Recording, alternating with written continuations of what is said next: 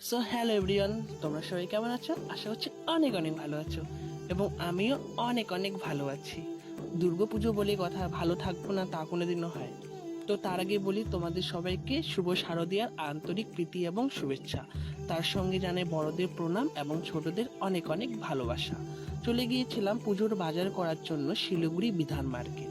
সেখানে পুজোর বাজার করলাম এবং দেখলাম যে মার্কেটটা প্রচুর অনেক বড়, আমাদের জলপাইগুড়ি মার্কেট থেকেও অনেক বড়। তারপরে চলে গিয়েছিলাম যেখানে ঢাকের মেলা বসে। সেখানে গিয়ে দেখলাম যে সত্যি অনেক বড় জায়গা জুড়ে একটা ঢাকের মেলা বসেছে।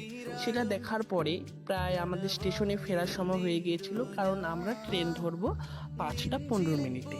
কি করব, চলে গিয়ে তোমরা যদি কেউ পুজোর বাজার করতে চাও তো অতি অবশ্যই একবার শিলিগুড়ি বিধান মার্কেটে দেখে আসতে পারো।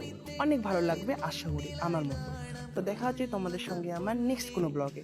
ততক্ষণের জন্য টাটা, ভালো থাকবেন এবং সুস্থ থাকবেন।